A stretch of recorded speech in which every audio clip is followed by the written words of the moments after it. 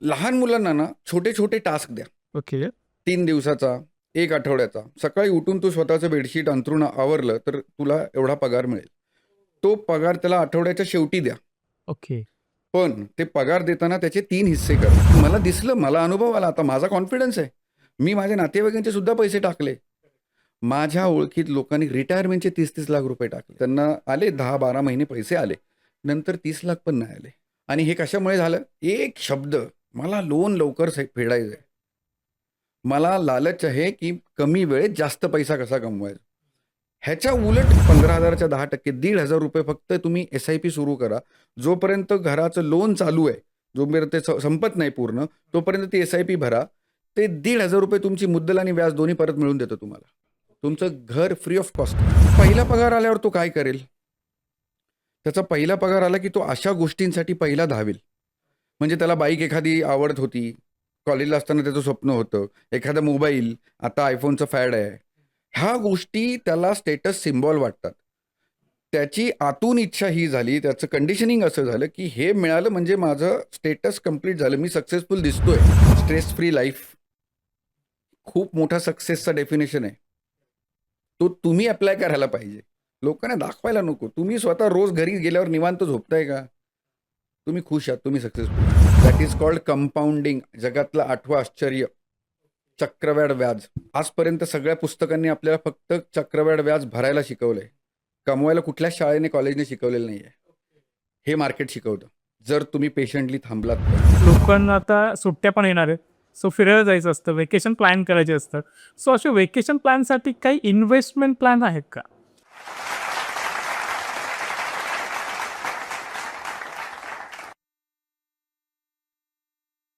नमस्कार, मी गणेश कुंभार आपल्या सगळ्यांचं स्वागत करतो इन्फॉर्मेशन बरोबर मोटिवेशन देणाऱ्या जगप्रसिद्ध चॅनलमध्ये, ज्याचं नाव आहे गोष्ट फायद्याची. आणि आज फायद्याची गोष्ट सांगण्यासाठी आपल्या स्टुडिओमध्ये आलेले आहेत अजय धावणे सर, जे इन्व्हेस्टमेंट ॲडवायझर आहेत. सर, तुमचं आमच्या स्टुडिओमध्ये खूप खूप स्वागत आहे. थँक्यू गणेश. तुम्ही आम्हाला ही संधी दिलीत, ह्या पॉडकास्टमध्ये येण्याची संधी दिलीत, तुमच्या व्ह्युअर्सपर्यंत पोहोचण्याची संधी दिलीत, त्याबद्दल मनापासून आभार. सर, तुम्ही आता इन्व्हेस्टमेंट ॲडवायझर म्हणून जे आता काम करताय, एक्झॅक्टली त्याविषयी सांगा. किती वर्षापासून तुम्ही हे काम करताय आणि तुमच्या एकंदर कंपनीविषयी सांगा. गणेश, 1999 साली मी ह्या क्षेत्रात पहिलं पाऊल ठेवलं ॲक्सिडेंटली. पण नंतर मी त्या करिअर ऑप्शनबद्दल एवढा इंटरेस्टेड झालो, एवढा एक्सायटेड झालो आणि मला त्याची गरज एवढी मनापासून भासली की मी त्याच्यातच करिअर करायचं ठरवलं. मी 1999ला LICची एजन्सी घेऊन ह्या क्षेत्रात पाऊल ठेवलं. पण नंतर मला जाणवलं की नुसतं एक प्रोडक्ट घेऊन उपयोग नाही आहे, मला व्हरायटी ऑफ प्रोडक्ट्स द्यायची गरज आहे. कारण लोकांना फक्त एका प्रोडक्टने त्यांचं पूर्ण प्लॅनिंग करता येत नाही आहे. तर मला ह्या गोष्टीमुळे अजून नवीन प्रोडक्ट, एक एक प्रोडक्ट मी बास्केटमध्ये ॲड करत गेलो आणि ॲडव्हान्स वेल्थ सोल्युशन्सची निर्मिती झाली. ॲडव्हान्स वेल्थ मी 2008ला सुरू केली. त्याच्यात आम्ही आज फायनान्शियल प्लॅनिंग आणि इन्व्हेस्टमेंट ह्याच्याशी रिलेटेड सगळे प्रोडक्ट्स आम्ही आज डील करतो. जवळपास 250 करोड रुपये आम्ही आज लोकांचे मॅनेज करतोय. 250 करोड मॅनेज करणं ही खूप मोठी गोष्ट आहे. जगभरातल्या 1500+ क्लायंट्सनी आमच्यावर विश्वास ठेवून टाकलेली ही 250 करोडची रक्कम आहे. विश्वासाने आपला मेहनतीचा पैसा कोणाच्या हातात देणं ही खरंच खूप मोठी गोष्ट आहे. आणि आम्ही आज ॲडव्हान्स वेल्थ सोल्युशनमध्ये सगळे प्रोडक्ट्स करतो. इन्व्हेस्टमेंटशी related, life insurance, health insurance, mutual fund, stocks, PMS, AIF, अगदी कार इन्शुरन्ससुद्धा. सो इन्व्हेस्टमेंट रिलेटेड जेवढे प्रोडक्ट्स येतात तेवढे सगळे आम्ही इथे करतो. Okay, okay. वा. म्हणजे मला वाटतं व्ह्युअर्सला आज पर्वणी आहे. तुम्हाला तुमचा पैसा कुठे गुंतवायचा आहे आणि तो कशा पद्धतीने वाढला पाहिजे, याविषयी आपल्याला आजच्या पॉडकास्टमध्ये सर सांगणार आहेत. सो कुठेही जाऊ नका, शेवटपर्यंत बघत राहा. सर, आपण आता सुरुवात करूया. थँक्यू. सगळ्यात मेन सगळ्यांना पडलेला जो प्रश्न असतो की त्यांचा जो पगार आहे, तो येण्याच्या आधीच त्याची वाटा ठरलेली असतात की कुठले पैसे कुठे जाणार आहेत. त्यामुळे हातात शिल्लक काही राहत नाही. त्याच्यामुळे इन्व्हेस्टमेंट करणं हे दूर राहून जातं. सो याविषयी काय सांगा? गणेश, सगळ्या गोष्टी डिपेंड करतात तुमच्या कंडिशनिंगवर, म्हणजे बाळकडूवर. आता ह्याला मी थोडंसं रिलेट करतो.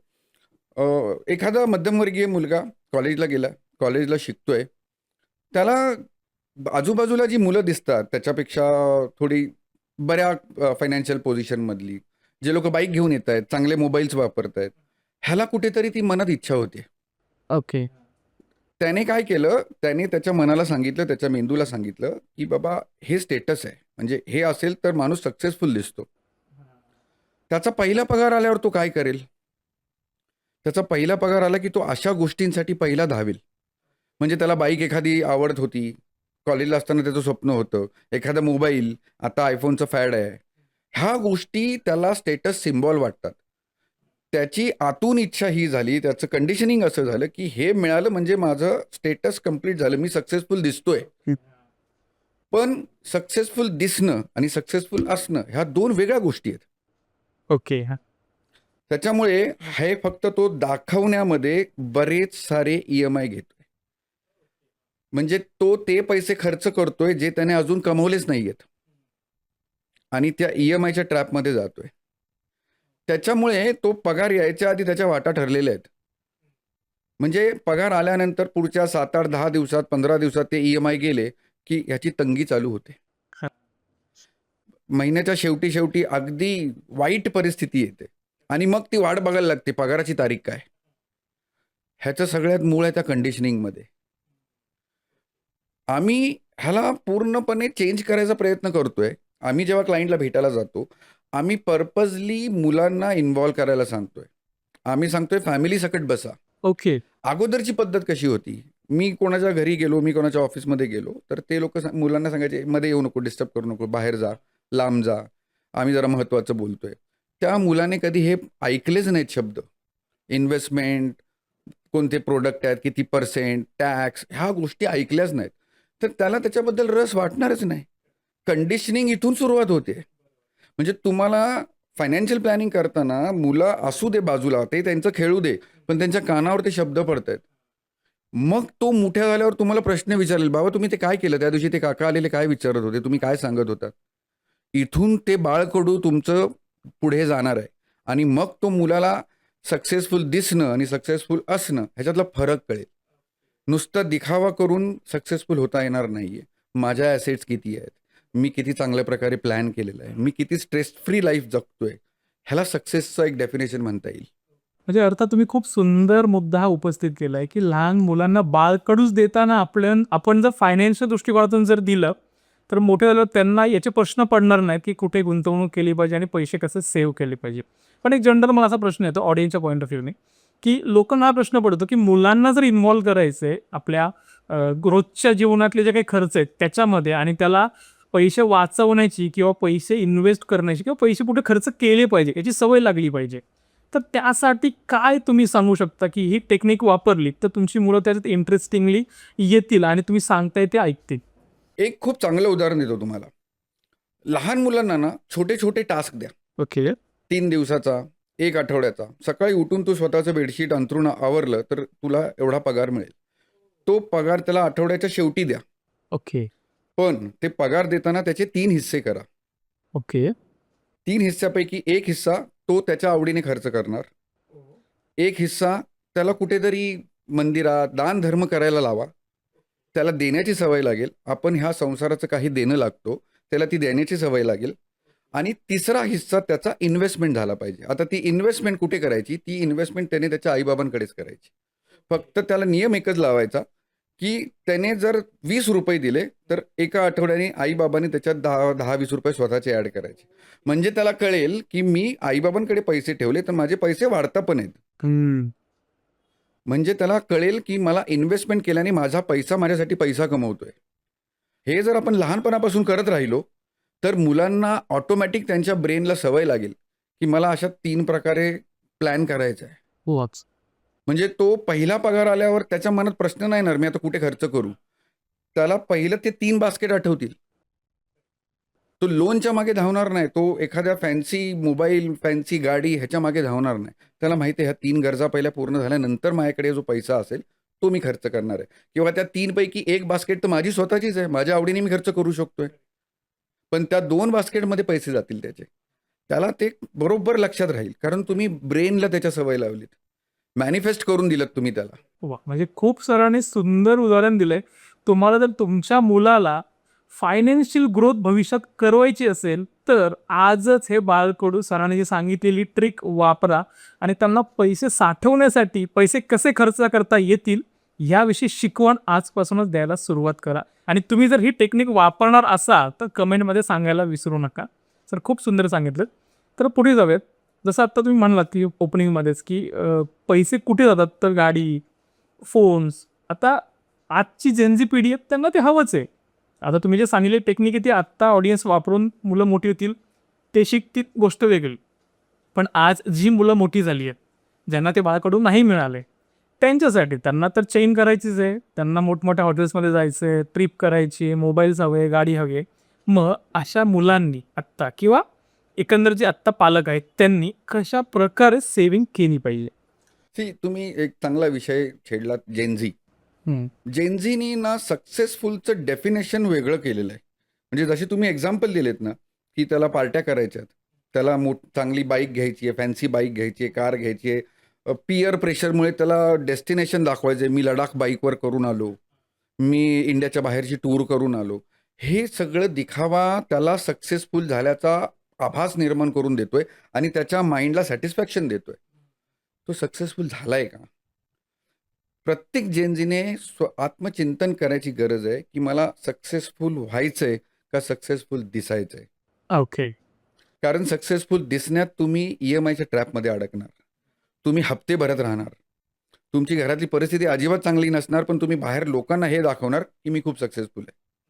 आणि ह्याच्या उलट जर तुमच्याकडे बँक बॅलन्स चांगला आहे, तुमच्याकडे तुमच्या इन्व्हेस्टमेंट चांगले आहेत, तुम्ही तुमचा प्लॅन व्यवस्थित मॉनिटर करताय, तुम्ही तुमचा बनवलेला फायनान्शियल प्लॅन तुम्ही व्यवस्थित मॉनिटर करताय, तुम्ही त्या ट्रॅकवर चालताय, तुम्हाला स्ट्रेस फ्री लाईफ जगता येईल. बिलीव्ह मी, तुम्ही आजपासून 3 वर्षांनी, जो जेनझी आहे ना त्यांच्यासाठी खास सांगतो, 3 ते 5 वर्षांनी स्ट्रेस हा शब्द तुम्हाला खूप डेस्परेटली जाणवेल. ओके. सगळे पर्सनल लोन्स आहे ना 3, 4 किंवा मॅक्सिमम 5 वर्षाच्या टेन्युअरमध्ये असतात. मला आज पगार आल्यानंतर मला दिसतंय अरे माझ्याकडे एवढे पैसे शिल्लक राहत आहेत, तर मी ह्याच्यातला एवढा EMI तर अफोर्ड करू शकतो. आज पहिला केला, थोड्या दिवसांनी दुसरा केला, पुढच्या वर्षी तिसरा केला. असं करत करत करत नंतर मला कळतं आता माझ्याकडे पैसे शिल्लकच राहत नाही. हे कळायला 2, 3, 4 वर्ष जातात. तोपर्यंत तुम्ही अडकलेले असता. जेनझीला स्ट्रेस फ्री हा शब्द खूप इम्पॉर्टंट होणार आहे, पण त्याला वेळ लागणार आहे. ती जर आज तुम्ही पाया रचलात तर तो स्ट्रेस कधीच येणार नाही तुम्हाला. ओके. इन्व्हेस्टमेंट कशी करायला पाहिजे, आम्ही त्याला एक स्टँडर्ड फॉर्म्युला बनवलं. लोन कधी पण घेताना जनरली सगळ्यात मोठं लोन असतं होम लोन. आम्ही सांगतो 40% to 60% पेक्षा जास्त EMI नसला पाहिजे. ओके. कारण तुम्ही जेव्हा चांगलं घर घेता तेव्हा लगेच पियर प्रेशरमुळे दुसरी एक गरज ऑटोमॅटिक निर्माण होते आणि ती खूप मोठी वाटते, कार. म्हणजे मी आठवड्यातून फक्त शनिवार किंवा रविवार गाडी काढेन, पण खाली गाडी उभी पाहिजे. भले EMI मी माझा सॅलरीचा 10% 20% देईन, पण हे पियर प्रेशरमुळे आलेलं फॅड आहे. हे त्याच्यामुळे मी ते लोन घेणार, मी गाडी उभी करणार. असे छोटे छोटे लोन्स जर तुम्हाला अवॉइड करायचे असतील तर तुम्हाला तो प्लॅनच करणं इम्पॉर्टंट आहे. 60 to 40% EMI जास्त नसला पाहिजे. त्यातले 20% तुमचे घरातले खर्च असतात आणि 20 to 30% अमाऊंट तुमची इन्व्हेस्टमेंटला गेलीच पाहिजे. ओके. ओके. ह्या फॉर्म्युलावर तुम्ही 4-5 वर्ष चाला. तुम्हाला 4-5 वर्षात फरक कळेल की जे लोक खर्च करत होते आज त्यांचं स्टँडिंग काय आहे आणि मी आज ह्या फॉर्म्युलावर चाललोय, माझं स्टँडिंग काय. पण ह्याला 4-5 वर्ष लागतील. रातोरात 6 महिन्यात 1-1.5 वर्षात काही नाही दिसणार तुम्हाला. ओके. मग अर्थात आता जसं तुम्ही सांगताय, की गाडी आणि घर आलं, की मग ते प्रेशर येतं आणि मग डिप्रेशनमध्ये लोकं जातात, की बाबा आता EMI आणि खर्च भागत नाहीये. मग ह्या गोष्टी म्हणजे घर तर पाहिजे, गाडी तर पाहिजेच आहे. मग ह्या प्रेशरमध्ये लोकं चुकीच्या ठिकाणी इन्व्हेस्टमेंट करतात. आपल्याला पाहायला मिळतं, की बाबा 15% 20% रिटर्न्स देत आहेत आणि काही लोकांना मिळालेत पण. आणि मग लोकं तिकडे इन्व्हेस्ट करतात आणि फसतात. त्याविषयी काय सांगाल? तुम्ही एक शब्द वापरला, डिप्रेशन. हा डिप्रेशन कशामुळे येतं तर पैसा संपत आल्यामुळे, पगार संपत आल्यामुळे येत आहे. त्याचं मूळ कारण काय आहे तर मी घेतलेले लोन्स. आता माझ्या डोक्यात पहिला थॉट काय येणार, हे लोन कसं पटापट संपू. बरोबर. लोन पटापट संपवायला मी माझं अपस्किल करण्याकडे लक्ष नाही देत आहे. मी लक्ष ह्याच्यावर देतोय की थोडासा पैसा उरलाय ना तो रिस्कवाल्या प्रोडक्टमध्ये टाकू, जिथे जास्त रिटर्न्स मिळतील. मार्केटमध्ये अशा आजही बऱ्याच कंपन्या आहेत जे तुम्हाला खूप मोठे मोठे लालच देतात. 18%, 20%, महिन्याला 2%, महिन्याला 3%. तुम्ही फक्त अमाऊंट द्यायची, तुम्ही काही करायचं नाही. करणार आम्हीच. आणि त्याचा एखाद दुसरा एक्झाम्पल देतात. हे बघा, ह्याला 6 महिने झालं पैसे मिळत आहेत, ह्याला 8 महिने झाले पैसे मिळत आहेत. माझ्या ओळखीत मुलुंडमध्ये एक कंपनी होती मनी एज नावाची. ओके. 3,000 करोड एवढा लॉस झालाय लोकांचा. ओके. त्यांनी काय केलं, तुम्ही पैसे द्यायचे मला 10 लाख रुपये, मी तुम्हाला महिन्याला 30,000 रुपये देणार, 3%. तुम्हाला काय दिसतंय? अरे मला एफर्ट्स काहीच घ्यायचे नाही आहेत, मला माझं काम करत राहायचं आहे, ह्यांना फक्त पैसे द्यायचे. तुम्हाला आता मी 8-10 महिने पैसे दिले, आता तुम्ही काय करणार? तुम्ही अजून 4 लोकांना सांगणार की अरे मी टाकलेले 10 महिने झाले, माझे पैसे व्यवस्थित आले, आता काय प्रॉब्लेम नाही.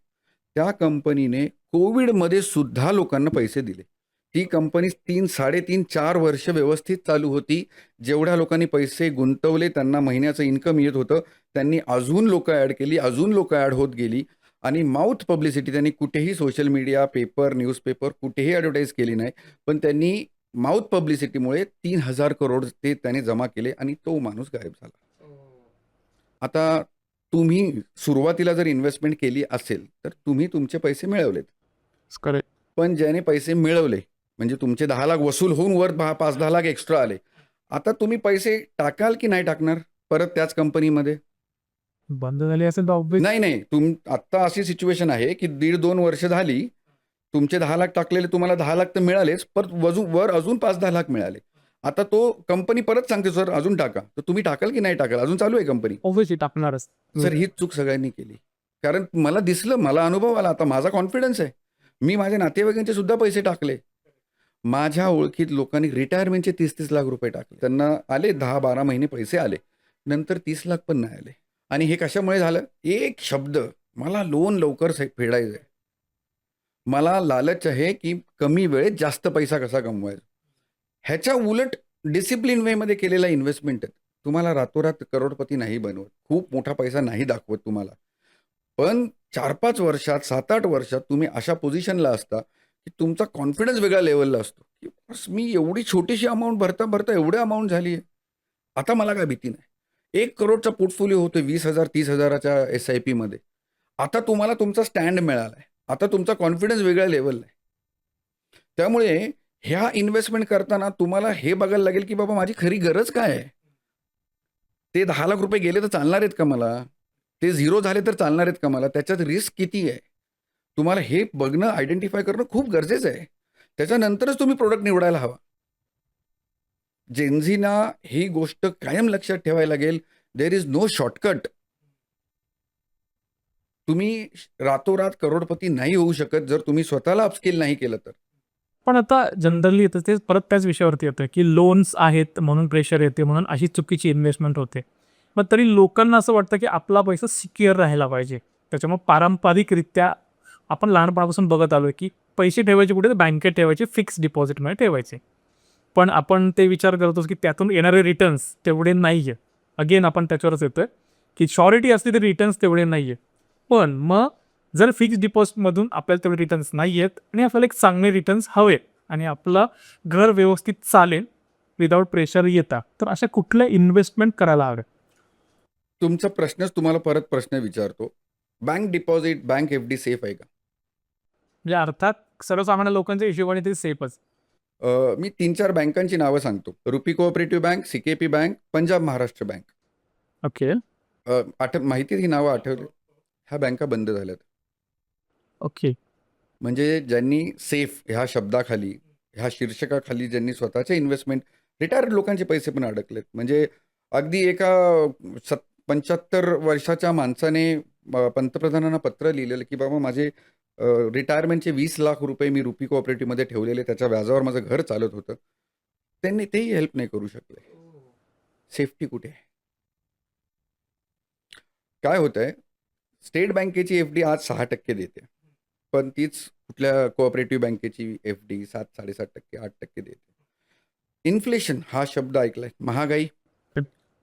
5 वर्षापूर्वी, 10 वर्षापूर्वी 20,000 घर चालत होतं. म्हणजे मी एक साधं एक्झाम्पल देतो. तुम्ही 30 लाखाची FD केलीत, 8% FDचं इंटरेस्ट आहे. 8-24 वर्षाला 2,40,000 रुपये तुम्हाला येत आहेत. मग गेले 12 केले तर महिन्याला 20,000. 61-62 एजच्या माणसाला 20,000 रुपये खूप डिसेंट अमाऊंट आहे महिन्याचा खर्च चालवायला. 10 वर्षांनी ते 20,000 पुरतील का? नाही. पण पैसे तर कमी झाले. 10 वर्षापूर्वी जर 8% होते तर आज किती आहे? 6%. म्हणजे अगोदर 2,40,000 येत होते, आता 1,80,000 येत आहेत. अगोदर 20,000 येत होते, आता महिन्याला 15,000 येत आहेत. 10 वर्षात 20,000 जो खर्च होता, तो वाढला असेल का कमी झाला असेल? ऑब्व्हियसली वाढ. आता त्या वृद्ध दाम्पत्याने काय करायचं? त्यांच्याकडे एकच पर्याय उरतो. स्टेट बँकेतली काढली, कोऑपरेटिव्ह बँकेत गेलो. का? तर 1-1.5% जास्त मिळतो. त्या 1-1.5%च्या लालसेने त्यांनी ती सेफ्टी कॉम्प्रोमाइज केली आणि ही जर बँकच बंद झाली, काही पर्याय उरत नाही त्यांच्याकडे. तर हा तुमचा प्रश्न झाला की बँक एफ-डी सेफ आहे का? तर आमच्या दृष्टीने नाही. काही अंशी येस, ज्या नॅशनलाइज बँका आहेत त्याच्यात तुमची बँक आणि तुमचे पैसे 100% सेफ आहेत. कोऑपरेटिव्ह बँक कोणती बँक कधी काय कारण सांगून बंद पडेल तुम्ही आणि मी जज नाही करू शकत. त्यामुळे एफ-डी करायची आहे तर नॅशनलाइज बँक प्रिफर करा. दुसरा प्रश्न तुमचा होता की कोणते प्रोडक्ट निवडायला पाहिजेत. मगाशी मी एक शब्द वापरला इन्फ्लेशन. आज कोणताही प्रोडक्ट निवडताना तुम्ही इन्फ्लेशन, महागाई हा शब्द जर मोजला नाहीत, कॅल्क्युलेट केला नाहीत, तुमचे पैसे वाढणार नाहीत. एकदम साधं सोपं गणित सांगतो. बँकेची एफ-डी 6% देते, महागाई 7% आहे. ह्या वर्षी 10 लाखाची इन्व्हेस्टमेंट केली, पुढच्या वर्षी ती 10 लाखाची एफ-डीने केली, 10,60,000. इन्फ्लेशननी तीच वस्तू 10 लाखाची झाली 10,70,000. तुमचे पैसे वाढले का? उलट त्या 60,000वर तुम्ही टॅक्स भरणार. कारण एफ-डीचा इंटरेस्ट टॅक्सेबल आहे. एका लिमिट नंतर टॅक्स लागतो त्याच्यावर. तुम्ही त्या 60,000वर टॅक्स भरणार. 10% टॅक्स जरी तुम्ही पकडलात तरी त्या 60,000वर 6,000 रुपये टॅक्स गेला. इफेक्टिव्ह इंटरेस्ट रेट किती आला? 5.4%. तुम्हाला वाटत होतं तुम्ही 6%ची एफ-डी केली. इन्फ्लेशन 7च आहे. इन्फ्लेशन कमी नाही झालंय. इनफॅक्ट ते वाढत जाईल. बरोबर. वाढणारच आहे ते. सो तुम्हाला इन्फ्लेशन कॅल्क्युलेट करून इन्व्हेस्टमेंट करायला पाहिजे. म्हणून गेल्या काही वर्षात म्युच्युअल फंड सही आहे कॅम्पेन खूप सक्सेसफुल झालं. लोकांनी पैसे टाकले, टेस्ट केलं तो प्रोडक्ट, 3-4-5 वर्ष थांबले आणि त्यांनी बघितलं की कमीत कमी 12%च्या आसपासचे रिटर्न्स मिळत आहेत.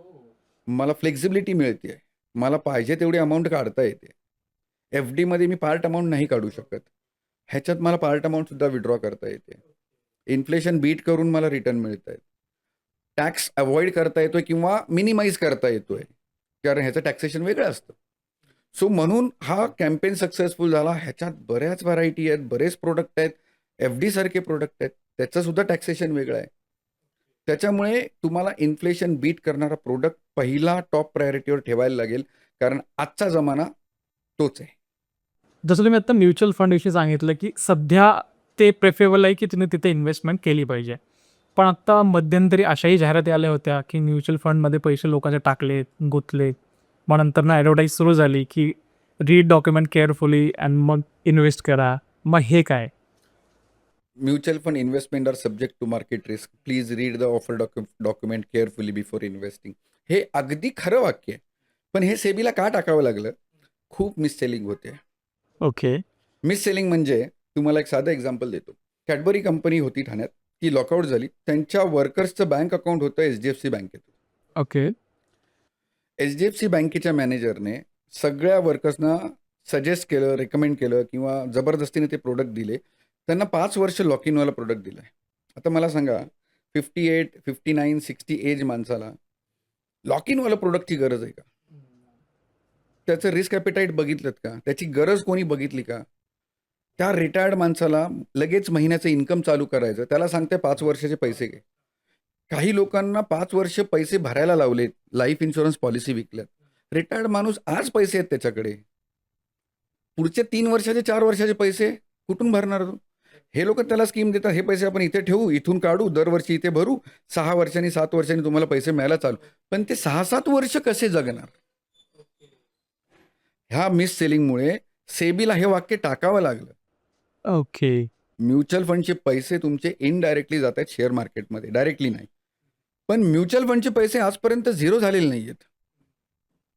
कारण एका म्युच्युअल फंडच्या स्कीममध्ये कमीत कमी 30, 40, 50, 70, 80, 100 कंपन्यांचे शेअर्स असतात. ह्या सगळ्या कंपन्या एकत्र बंद पडतील का? नाही. Market is equal to risk. Market म्हणजे जुवा आहे. हे वाक्य आपण ऐकलेत आपल्या वडिलांकडून, आजोबांकडून. कारण त्यांनी त्यांचं कॉन्सेप्ट अशी होती. त्यावेळेस इंटरनेट नव्हतं, सोशल मीडिया नव्हतं. न्यूजपेपरमध्ये जे काय वाचलं, बातम्यांमध्ये जे काय ऐकलं, तेवढं ऐकून मी माझी एक इमेज तयार केली. आपल्या वडिलांनी, आजोबांनी हे वाक्य मनावर स्वतःच्या कोरून ठेवलं, की हा मार्केट काय आपला भाग नाहीये. त्यावेळेस 1985ला एका व्यक्तीने ₹5,000 गुंतवले. त्यावेळेस 5,000 खूप मोठी गोष्ट होती. त्याने इकडून तिकडून वडिलांकडून कर्ज घेऊन, जवळच्या नातेवाईकांकडून घेऊन ₹5,000 गुंतवले. आज 2024-25चा डेटा आहे. त्याची व्हॅल्यू किती झाली माहिती आहे? 40,000 करोड. ओ. त्या व्यक्तीचं नाव मी घेतलं तर सगळ्यांना माहिती आहे. तो राकेश झुनझुनवाला. ओके. पण त्याला कंपाऊंड व्हायला 40-45 वर्ष लागली हं. असं नाही की तो 2 वर्षात 5 वर्षात करोडपती झाला. त्याने पेशन्स ठेवलेत. त्याने कन्सिस्टंटली इन्व्हेस्टमेंट केल्यात. मार्केट पडलं, मार्केट वाढलं, मार्केट बुडालं, हे सगळ्या गोष्टी ऐकल्या, पचवल्या आणि आज तो 40,000 करोड झालाय. 1985ला तो श्रीमंत होता का? आज त्याला कोण म्हणेल का तो श्रीमंत नाहीये? 100% आहेच. त्या माणसाने सुद्धा एक चूक केली हं. म्हणजे जाता जाता त्याचं एक वाक्य होतं, की मी सगळ्या इन्व्हेस्टमेंट्स अगदी चांगल्या केल्या. देवाने मला भरभरून दिलं. माझ्या सगळ्या इन्व्हेस्टमेंट्स कंपाऊंड झाल्या, चक्रवाढ व्याजाने पैसे मिळाले. फक्त माझी एक इन्व्हेस्टमेंट चुकली. ओके. माझी खरी इन्व्हेस्टमेंट व्हायला पाहिजे होती माझ्या हेल्थवर आणि मी त्याला लक्ष नाही दिलं. आज आपण सक्सेसचं डेफिनेशन फक्त पैसा, फक्त स्टेटस, फक्त गोष्टी, ह्या गोष्टींकडे बघतो. पण ज्याने 40,000 करोड कमवले, तो जाता जाता हे वाक्य बोलून गेला, की मी माझ्या हेल्थवर लक्ष नाही दिलं. तुमच्या व्ह्युअर्सनी ही गोष्ट अंडरस्टँड करायला हवी. मग आमची कळकळीची विनंती आहे, की खरी ताकद, खरं सॅटिस्फॅक्शन, खरं सक्सेस हे खूप वेगळं आहे. जे आपल्याला दिसतंय ते नाही आहे. स्ट्रेस फ्री लाईफ खूप मोठा सक्सेसचा डेफिनेशन आहे. तो तुम्ही अप्लाय करायला पाहिजे. लोकांना दाखवायला नको. तुम्ही स्वतः रोज घरी गेल्यावर निवांत झोपताय का? तुम्ही खुश आहात, तुम्ही सक्सेसफुल आहात. हे खूप सरांनी सुंदर हे उत्तर दिले या प्रश्नाचं, की तुम्हाला जर चांगली झोप येत असेल तर तुम्ही श्रीमंत आहात आणि तुम्ही सक्सेसफुल आहात. ओके. आता आपण हेल्थ इन्शुरन्सकडे जरा नंतर येऊयात. मला परत एकदा म्युच्युअल फंड या विषयावरच यायचं आहे. मग एक्झॅक्टली तसं तुम्ही म्हणताय की चांगले रिटर्न्स तिथं मिळत आहेत. मग बेसिक टू हे पैसे एक्झॅक्टली कुठे इन्व्हेस्ट केले जातात, कशा पद्धतीने त्याची ग्रोथ होते आणि मग ते लोकांपर्यंत पोहोचतं, जरा ते सांगा. म्युच्युअल फंडची एक स्कीम मी जसं म्हणालो, की कमीत कमी 30, 40, 50, 100 कंपन्यांच्या शेअर्स घेतात. मी समजा एक लार्ज कॅप कंपनी घेतली. सेबीचं डेफिनेशन आहे large cap. Top 100 companies are large cap companies. आता टॉप 100 कंपनीमध्ये तुमच्या माहितीत, तुमच्या आठवणीत कोणते ब्रँड येतात, कोणत्या कंपन्या मोठ्या येतात? रिलायन्स, टाटा. असे कितीतरी नावं येतील म्हणजे आपण शोधायला गेलो तर. ह्यातली कुठली कंपनी तुम्हाला वाटते रातोरात बंद होईल? कुठलीच नाही. हा सेफ्टीचा प्रकार आहे. आता जर मी रिलायन्सचे शेअर्स घेतले, रिलायन्स बंद पडेल का? मुकेश अंबानी वेडा आहे का? रिलायन्स बंद नाही पडणार. मी माझे पैसे रिलायन्समध्ये लावले. पण ह्याच्यात एक कॅच आहे. लोकांना शेअर्स आणि म्युच्युअल फंड ह्या 2 गोष्टींमधला फरक माहिती नाही आहे. लोकांना वाटते मार्केट म्हणजे दोन्ही गोष्टी, पण ह्या 2 गोष्टींमध्ये जमीन आसमानचा फरक आहे. ओके. तुम्हाला मी शेअर्स थोडक्यात सांगतो.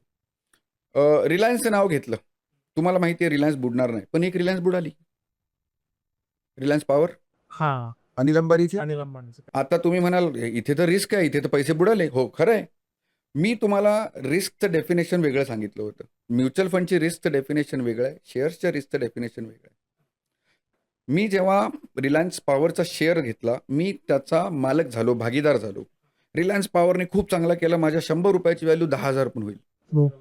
पण तेच जर उलट झालं तर ती ₹100ची व्हॅल्यू 0 पण होते आणि ती झाली. ह्याच्या विरुद्ध आहे म्युच्युअल फंड. ओके. रिलायन्स कंपनीचाच म्युच्युअल फंड कंपनी पण होती, पण एकाही इन्व्हेस्टरचे पैसे त्यांच्या म्युच्युअल फंडमध्ये अडकले नाहीत. कारण हे सगळं रेग्युलेट करते सेबी. सेबीने पर्सेंटेज ठरवून दिले. तुमची होम कंपनी जरी असली, सिस्टर कन्सर्न कंपनी जरी असली, तरी एवढ्या पर्सेंटपेक्षा जास्त तुम्ही इन्व्हेस्ट करू शकत नाही. ओके. म्हणजे रिलायन्स पॉवर जेव्हा बंद झाली, अनिल अंबानीचीच रिलायन्स म्युच्युअल फंड होती, ती आजही व्यवस्थित चालू आहे, फक्त नाव बदललंय. निपॉन म्युच्युअल फंड झालंय. ओके. ज्या इन्व्हेस्टरनी म्युच्युअल फंड घेतले त्यांच्या पैशाला काही धोका नाही झाला. हो. आता अगदी सिम्पल लँग्वेजमध्ये तुम्हाला रिस्कचं डेफिनेशन सांगतो. शेअर्समध्ये तुमचे पैसे खूप जास्त वाढू पण शकतात आणि झिरो पण होऊ शकतात. म्युच्युअल फंडमध्ये पैसे तुमचे खूप जास्त वाढू पण शकतात, झिरो नाही होऊ शकत. सुरुवातीचे 3 ते 5 वर्ष तुम्हाला तुमची मुद्दल कमी जास्त दिसू शकते म्युच्युअल फंडमध्ये. मुद्दल सुद्धा दिसू शकते. अशा वेळी लोक डायरेक्ट बँक एफडीला कम्पेअर करतात. बरेच लोक बोलतात, अरे मी एफडी ठेवले असते, निदान 6-7% तरी मिळाले असते. पण हा प्रोडक्ट तसा नाही आहे. हा प्रोडक्ट वेगळा आहे. हा प्रोडक्ट आहे तुम्हाला पेशन्सचा. तुम्हाला थांबायचं आहे. 3 वर्ष, 4 वर्ष, 5 वर्ष पैसे ठेवायचे. 12% रिटर्न आजपर्यंतचा इतिहास सांगतो, की कमीत कमी 12% रिटर्न म्युच्युअल फंडने जनरेट केलेले आहेत. हो. पण त्याला पेशन्स हवा आहे. ओके. शेअर्स आणि म्युच्युअल फंड हा अगदी सोपा फरक आहे. लोक गफलत ह्याच्यात करतात. पैसे तर मार्केटमध्ये गेलेत, मार्केट बुडालं तर माझे पैसे बुडाले. गेले 25 वर्ष झाले हे बघतोय मी. 2008चा लेमन ब्रदर्सचा स्कॅम बघितलाय मी. 4.5 वर्ष लागली होती मार्केटला रिकवर करायला. हो. पण म्युच्युअल फंडचे पैसे 8 महिन्यात रिकवर झाले होते. त्याच्यानंतर बऱ्याच वेळा मार्केट पडलंय. असे बरेच वॉर झाले. 2022 पासून आता लेटेस्ट वॉर चालू आहे म्हणून वॉरचं एक्झाम्पल देतो. 2022 पासून रशिया आणि युक्रेनचं वॉर चालू आहे. जेव्हा वॉर सुरू झालं तेव्हा मार्केट खरंच पडलं होतं. आज पडलेलं आहे का? मार्केटनी रिकव्हरी केली. दुसऱ्या कुठल्या तरी कारणामुळे पडलं. मार्केटचा ग्राफ काय मिसीजी सारखा वर खाली वर खाली वर खाली होत, पण तो वरच जातोय. आजपर्यंत कधी खाली नाही आलाय. रशिया युक्रेन झालं, ऑपरेशन सिंदूर झालं, आता USA, इस्रायल, इराण चालू आहे. हे सगळे टेम्पररी फेज आहेत. इन्व्हेस्टरसाठी ही आनंदाची बातमी आहे वॉर. ओके. त्याचं कारण काय आहे? तुम्ही तुमचे पैसे गुंतवताना डिस्काउंटमध्ये गुंतवणार आहात. मार्केट खाली आहे. मार्केट खाली आले म्हणजे मार्केटमध्ये डिस्काउंट लागलाय, तुम्हाला जास्त परचेसिंग करायचंय. लोक घाबरत आहेत, माझे पैसे कमी झाले. आम्ही आमच्या इन्व्हेस्टरला दरवेळी हे सजेस्ट करत असतो की मार्केट पडलंय, जर तुम्हाला शक्य असेल तर थोडे पैसे टॉपअप करा. ओके. शक्य नसेल काही करू नका, शांत बसा. जसं जाते इन्व्हेस्टमेंट, SIP जाते, वन टाइम टाकलेले आहेत. Just stay invested. आजपर्यंत आम्ही सांगितलेल्या 95% लोकांनी हे ऐकलंय आणि त्यांनी पैसे बनवलेत. ओके. त्यांनी पैसे खरंच कमवलेत. त्यांच्या पैशाने कंपाऊंडिंग पैसे कमवलेत. हा गेम 3 ते 5 वर्षाचा आहे. सरांनी खूप सुंदर सांगितलं. म्हणजे मलाही कन्फ्युजन होतं की शेअर मार्केट आणि म्युच्युअल फंड हे एकच आहेत. शेअर मार्केट डाऊन झालं की म्युच्युअल फंडचे पैसे बुडाले. पण अर्थात तसं नाही आहे. सरांनी खूप छान एक्सप्लेन केले. सो तुमच्याही डोक्यात जरी कन्फ्युजन असेल तर नक्कीच ह्या वाक्याने किंवा सरांनी जे एक्सप्लेन केलं त्याने तुमच्या डोक्याला कन्फ्युजन निघालं असेल. सर दुसरा एक प्लॅन असतो SIP. सो एक्झॅक्टली SIP काय आहे, त्याचे रिटर्न्स कसे असतात, जरा त्याविषयी सांगा. आज सगळ्याच लोकांना मोठी अमाऊंट टाकणं शक्य नसतं. रिटायर्ड माणसाकडे पैसे असतात, काहींचे FD मॅच्युअर झालेले, काहींचा प्रॉपर्टीचे पैसे आलेत. नवीन जॉब लागलाय, त्या मुलांनी काय करायचं? मला इन्व्हेस्टमेंट करायची, माझी स्वप्न आहेत, माझी स्वप्न पूर्ण करायची आहेत. त्यांच्यासाठी सिस्टमॅटिक इन्व्हेस्टमेंट प्लॅन SIP सगळ्यात साधा, सरळ, सोपा उपाय. हा म्युच्युअल फंडमध्ये इन्व्हेस्ट करायचे 2 प्रकार आहेत.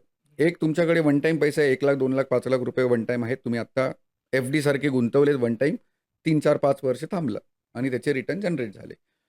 जो नवीन जॉब लागलाय किंवा मला लमसम पैसे टाकणं शक्य नाहीये, त्याला सिस्टमॅटिक इन्व्हेस्टमेंट प्लॅन आहे. महिन्याची एक अमाऊंट डिसाईड केली, एक डेट डिसाईड केली, त्या डेटला तेवढे पैसे माझ्या बँकेतून कट होणार आहेत आणि त्या रिस्पेक्टिव्ह म्युच्युअल फंडच्या स्कीममध्ये जाणार आहेत. ओके. त्याचा प्रॉपर एक मोबाईल ॲप्लिकेशन असतो. तुम्ही तुमचा डेटा, तुमचे पैसे रोजच्या रोज बघू शकता. मार्केट पडलं, तुमचा पोर्टफोलिओ दिसतोय खाली. मार्केट वाढलं, तुमचा पोर्टफोलिओ दिसणार दुसऱ्या दिवशी वर गेलेला. आम्ही तुम्हाला प्रॉपर एक मोबाईल ॲप्लिकेशन बनवून देतो.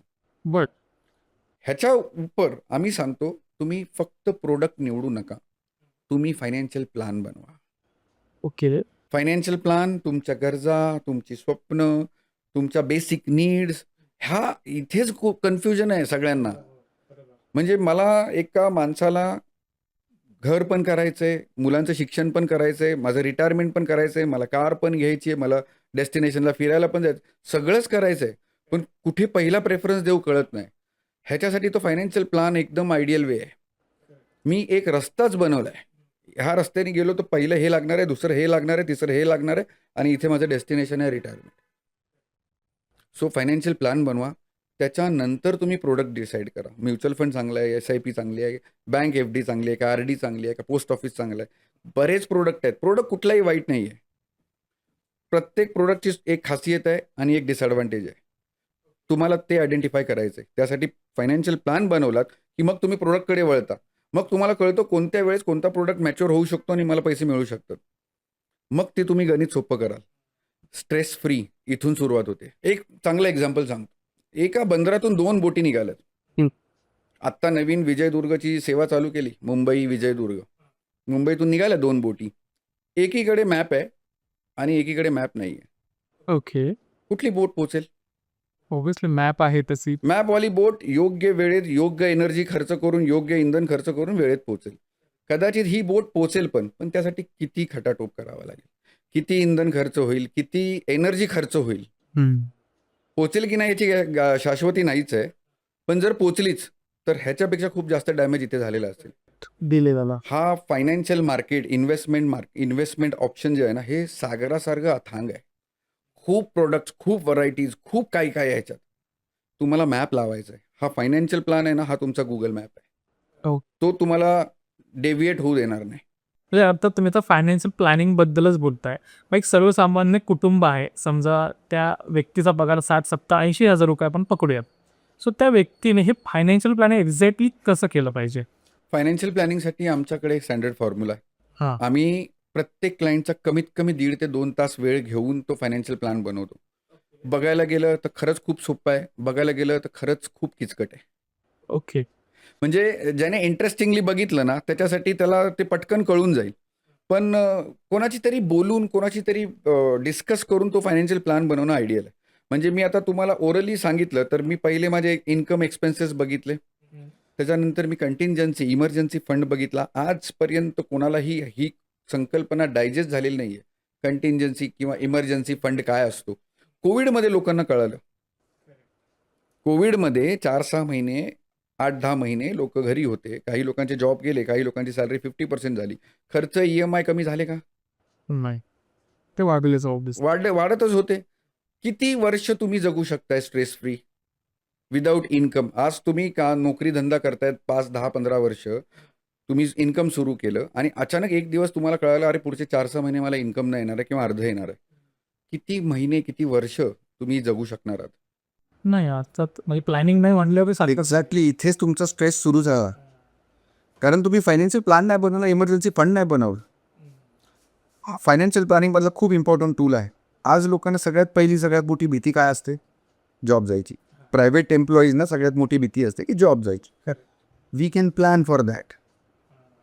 आपल्याकडे ऑप्शन आहे की आपण त्याला किती महिन्यात रिप्लेस करू शकतो. Based on your work experience, education, qualification. तुम्हाला काय वाटतं किती वर्षात तुम्हाला दुसरा जॉब मिळेल, किती महिन्यात तुम्हाला दुसरा जॉब मिळेल? तर तेवढे पैसे इमर्जन्सी फंडमध्ये हवेत. ओके. Emergency fund. त्याच्यानंतर फायनान्शियल प्लॅनिंगचे 2 पिलर बोलतो आम्ही, एक लाईफ इन्शुरन्स आणि एक हेल्थ इन्शुरन्स. ह्या गोष्टी कन्सिडर करायला हव्यात. लाईफ इन्शुरन्समध्ये काय गोष्टी कन्सिडर करणार? माझं आज इन्कम किती, माझं एज किती आहे, मला मुलं किती आहेत, मुलांचं एज्युकेशनसाठी मी किती पैसे टार्गेट करतोय, मुलांचं एज्युकेशन झाल्यानंतर मला रिटायरमेंटला किती पैसे लागणार आहेत. हे झालं बेस प्लॅन. ह्याच्यानंतर तुमचे स्वप्न. प्रायोरिटी आपण पहिला बेसिक नीड्सला देणार ना. मुलांचं education, higher education basic need आहे. तुमचं रिटायरमेंट बेसिक नीड आहे. जर तुम्ही प्रायव्हेट एम्प्लॉई आहात किंवा तुम्ही बिझनेस करताय. सेल्फ एम्प्लॉईड लोकांचा ह्याच्यात वेगळाच थॉट प्रोसेस असतो. ते म्हणतात माझा तर बिझनेस आहे, माझ्यानंतर कोणतरी सांभाळायला, मला फायनान्शियल प्लॅनिंग किंवा पेन्शनची गरज काय. सगळ्यात चांगलं एक्झाम्पल सांगतो. अमिताभ बच्चन किती एज आहे? 83. ते किती? अजूनही काम करतोय. गरज आहे का त्याला? पण त्याचं शरीर, त्याचं मेंदू व्यवस्थित जागेवर आहे आणि तो काम करतोय. तो पैशासाठी काम नाही करत आहे, फिट राहायसाठी काम करतोय, स्वतःला बिझी ठेवायसाठी काम करतोय. See, this is a definition of financial freedom. तुम्हाला फायनान्शियल प्लॅनिंग करायलाच लागणार आहे. पर्याय नाही आहे तुमच्याकडे. आज नाही केलं तर तुम्ही 5 वर्षांनी करणार आणि जास्त पैसे भरणार. करेक्ट. प्रत्येकाला ह्याची गरज आहे रिटायरमेंट प्लॅनिंगची. हे झाल्यानंतर तुमचे ड्रीम्स येतात. मग मला इंटरनॅशनल टूर करायची, मला ही कार नाही ही कार घ्यायची होती, मला इथे एक फार्म हाऊस पाहिजे होतं, मला सेकंड होम पाहिजे होतं. ह्या गोष्टी नंतर येतात. म्हणून फायनान्शियल प्लॅनिंग केल्याशिवाय तुम्ही प्रोडक्टमध्ये इन्व्हेस्टमेंट सुरू करू नका. माझं सजेशन आहे तुम्हाला. प्रोडक्ट निवडायच्या आधी तुम्ही तुमची गरज निवडा आणि मग गरजेनुसार प्रोडक्ट निवडा. आपण करतोय उलटं.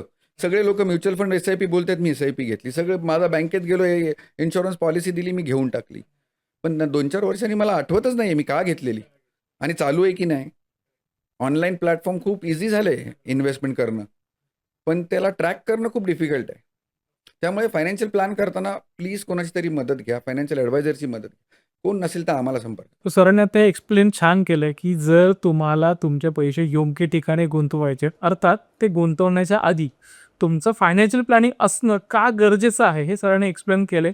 तुम्हालाही वाटतंय तुम्हाला तुमचे पैसे कुठे गुंतवले गेले पाहिजेत, कसं प्लॅनिंग झालं पाहिजे तुमच्या पैशाचं, तर सरांशी तुम्ही कॉन्टॅक्ट करू शकता. खाली स्क्रीनवर तुम्हाला नंबर दिसतोय, तुम्ही आत्ता फोन करा, व्हॉट्सअप करा आणि सरांशी संपर्क करा.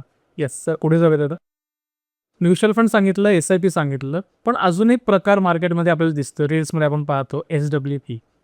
एक्झॅक्टली काय आहे हा प्लॅन, म्हणजे नक्की काय ते सांगा. हा खरंच खूप चांगला प्रश्न विचारलात. कारण आमच्याकडे आज 30-35ला मुलगा पण येतो आणि बोलतो, सर मला SIP नको, मला SWP द्या.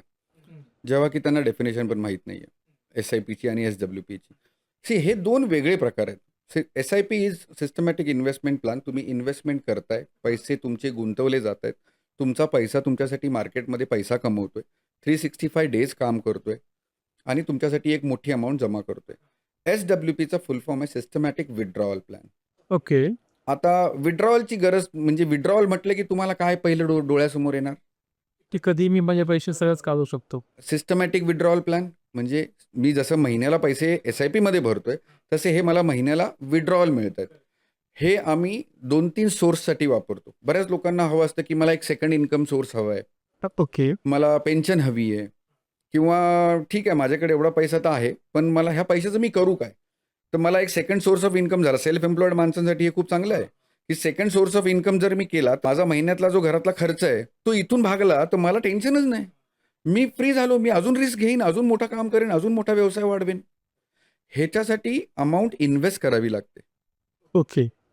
SIP मध्ये आता एक 30-35ला मुलाने जर मला सांगितलं की मला फायनान्शियल प्लॅन बनवायचा आहे, मला 45-50-55 पर्यंत काम करायचं आहे आणि मी तिथून रिटायरमेंट होणार, त्याच्यासाठी आम्ही सांगतो तू आता SIP कर, ॲग्रेसिव्ह फंडमध्ये SIP कर. त्याला पार्ट करून देतो, हे पैसे घरासाठी, हे पैसे लग्नासाठी, हे पैसे मुलांच्या एज्युकेशनसाठी, हे पैसे रिटायरमेंटसाठी. आता काही झालं तरी त्या रिटायरमेंटच्या पैशाला हात लावायचा नाही. ते झाल्यानंतर तो मुलगा 55 पर्यंत आला, त्याच्याकडे झाले एक 3 करोड 5 करोड रुपये त्या SIPने जमा केलेले. आता त्याला मी SWP देणार, सिस्टमॅटिक विथड्रॉवल प्लॅन करणार. म्हणजे मी त्याला सांगणार की आता तुझे 5 करोड आहेत, त्याचे आपण 6% विथड्रॉवल घेऊया. 6% विथड्रॉवल किती झाले? 30 लाख रुपये, महिन्याला 2.5 लाख रुपये. आज जो मुलगा 50,000, 1 लाख, 1.5 लाख पगार कमवतोय, त्याच्यासाठी 20-30 हजार रुपयाची SIP फार मोठे नाही आहे. पण ही अमाऊंट एवढी होऊ शकते जर त्याने पेशंटली ठेवले तर. बरं, ह्याला लॉक इन नाही आहे. डन. तुम्ही आज जमा झालेले पैसे 8-10 वर्ष तुम्ही पैसे भरले, तुम्हाला अचानक वाटलं नाही बस मला आता पैसे हवेत, 3ऱ्या वर्किंग डेला पैसे अकाउंटला येतात. Okay. Depending on the market. त्या दिवसाचं मार्केट काय आहे त्याच्याप्रमाणे तुम्हाला तुमचा प्रॉफिट सकट पैसे अकाउंटला येतात.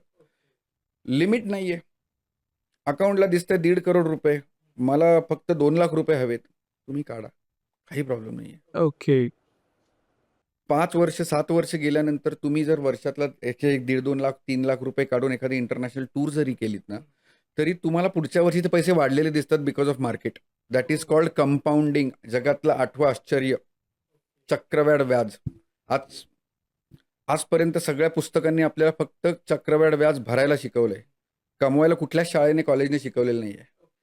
हे मार्केट शिकवतं जर तुम्ही पेशंटली थांबलात तर. ओके. सो फायनान्शियल प्लॅनिंग करताना ह्या गोष्टी रिटायरमेंटपर्यंत जातात. SIP करून तुम्ही एक कॉर्पस जमा करायचं आहे, किंवा आज तुम्ही रिटायर झालात, किंवा आज तुमच्याकडे लमसम पैसे आलेत, कुठले प्रॉपर्टीचे पैसे, कुठून तरी मोठी अमाऊंट आली, त्याला तुम्ही म्युच्युअल फंडच्या हायब्रिड स्कीममध्ये इन्व्हेस्ट करा, त्याच्यातून SWP घ्यायला चालू करा. तुम्ही 10 वर्षांनी बघाल ते पैसे पण वाढलेले दिसतात, खूप जास्त वाढलेले दिसतात. पास्ट एक्सपिरियन्स तर सांगतो पैसे दुप्पट झालेत. म्हणजे एक एक्झाम्पल सांगतो, मगाशी मी 30 लाखाचे बँक FDचं एक्झाम्पल घेतलं होतं. तेच सेम एक्झाम्पल सांगतो. 30 लाख रुपये मी म्युच्युअल फंडच्या हायब्रिड फंडमध्ये टाकले. वर्षाला 8% विड्रॉल घेतले. वर्षाला विड्रॉल होतात 2,40,000 म्हणजे महिन्याला 20,000. ते 2,40,000 वर्षाचे मी 10 वर्ष विड्रॉ केले. ओके. म्हणजे किती विड्रॉ केले? 24 लाख. 30 लाख टाकलेले, 24 लाख विड्रॉ केले. 10 वर्षांनी त्या 30 लाखाची व्हॅल्यू झाली 68 लाख रुपये. आज तुम्ही 10 वर्षांनी जर म्हणालात की मला पैसे काढून दे, मी 68 लाख देईन. दुसरा ऑप्शन, मला 20,000 पुरत नाही आहेत, मी त्याचे 45,000 करू शकतोय. कारण मी 30 लाखावर 8% देत होतो ना. आज 68 लाख झालेत. ओके. दर 2-3-4 वर्षांनी मी माझी महिन्याचं इन्कम, महिन्याची पेन्शन वाढवू शकतोय. मी कुठलीही पार्शल अमाऊंट विड्रॉल करू शकतोय. एवढी सगळी फ्लेक्झिबिलिटी, एवढा सगळा कंट्रोल जर तुमच्या हातात आहे, तर तुम्हाला भीती वाटायला पाहिजे का? मार्केटची भीती सगळ्यांना वाटते. एक कॉमन प्रश्न येतो, अरे मार्केट पडलं तर काय? आता एक 2014ला ज्यावेळेस मोदींनी स्वतःला PM कॅन्डिडेट डिक्लेअर केलेलं, त्यावेळेस सेन्सेक्स होतं 20,000. आज तो 86,000 जाऊन मार्केट खाली आल्यामुळे 78,000 आहे. आज वॉर सिच्युएशन आहे, अमेरिका, इस्रायल, इराण, त्याच्यामुळे तो 78,000 पर्यंत आलाय. 20,000 गेला का? तुमचे पैसे बुडतील का? मार्केट मार्केट मार्केट मगासपासून आपण बोलतोय, लोकांना मार्केट नावानेच भीती वाटते. अगदी सोप्या भाषेत तुम्हाला सांगतो मार्केट काय आहे. तुम्ही सकाळी उठल्यापासून रात्री झोपेपर्यंत ज्या गोष्टी विकत घेताय ना, ते मार्केट आहे. हा, बरोबर. सकाळी उठल्यावर तुम्ही पहिली गोष्ट काय करताय? टूथपेस्ट. टूथपेस्ट, चहा, कॉफी, दूध, प्रत्येक गोष्ट घरातली आपण विकत घेतोय. करेक्ट. 10 वर्षापूर्वी आपण 110 करोड भारतीय होतो. आज जवळपास 140 करोड आहोत. मार्केट वाढेल का कमी होईल? मार्केट बुडायची भीती वाटेल का आता तुम्हाला? आजही भारतात 80% उत्पादन ह्या बेसिक नीडच्या मॅन्युफॅक्चरिंगवर होत आहे. आता तुम्हाला मार्केटची भीती वाटेल का? हेच मार्केट आहे. फक्त इन्व्हेस्टमेंट कुठे करताय, कशी करताय, प्रोडक्ट निवडताना मात्र तुम्हाला काळजी घ्यायची. आणि म्हणूनच तुम्हाला ना एक सारथी पाहिजे, एक श्रीकृष्ण पाहिजे, जो तुमच्या सोबत तुमच्या रथात बसेल आणि तो प्रवासाच्या शेवटपर्यंत तुमच्या बरोबर राहील. ओके. आम्ही ते काम करतोय. आज 1500 पेक्षा जास्त लोक आमच्या विश्वास का ठेवतायत? मी प्रोडक्ट विकून, प्रोडक्ट देऊन बाजूला गेलो नाहीये. आज मी त्यांच्या बरोबर आहे. आज मी त्यांच्या साथीने काम करतोय. जोपर्यंत ते पैसे त्यांच्या अकाउंटला परत जात नाहीत, तोपर्यंत ती माझी जबाबदारी आहे. ओके. आम्ही नुसतं प्रोडक्ट दिला आणि आमचं काम संपलं असं होत नाही. ह्याला फायनान्शियल ॲडवायझर म्हणत नाहीत. तो तुमच्याबरोबर शेवटपर्यंत राहिला पाहिजे. तर तो अकाउंटेबल आहे तुम्ही जे सांगितलं ते डिलिव्हर करण्यात. Someone is responsible for your money. म्हणजे अर्थात तुम्ही जे सांगताय आता, समजा आपले काही ऑडियन्स आहेत आणि त्यांना तुमच्याशी कनेक्ट व्हायचंय, तुमच्याबरोबर काम करायचं त्यांना, तुम्हाला ॲज अ फायनान्शियल ॲडवायझर त्यांना अपॉइंट करायचं आहे अर्थात. मग एक्झॅक्टली एक छोटी फॅमिली आहे, 2 मुलं आणि नवरा बायको आहेत आणि त्यांचे आईवडील असतील, ती फॅमिली आहे. या फॅमिलीला तुम्ही ॲज अ फायनान्शियल ॲडवायझर म्हणून जर तुम्ही त्यांच्यावर काम करणार आहात, तर एक्झॅक्टली त्याचं प्लॅनिंग कसं होतं, कुठे कुठे इन्व्हेस्टमेंट होतात, कुठल्या कुठल्या प्रायोरिटीज असतात, त्याविषयी सांग. हे टेलरमेड आहे. प्रत्येक फॅमिलीची गरज वेगळी आहे, प्रत्येक फॅमिलीची रिस्पॉन्सिबिलिटी वेगळी आहे.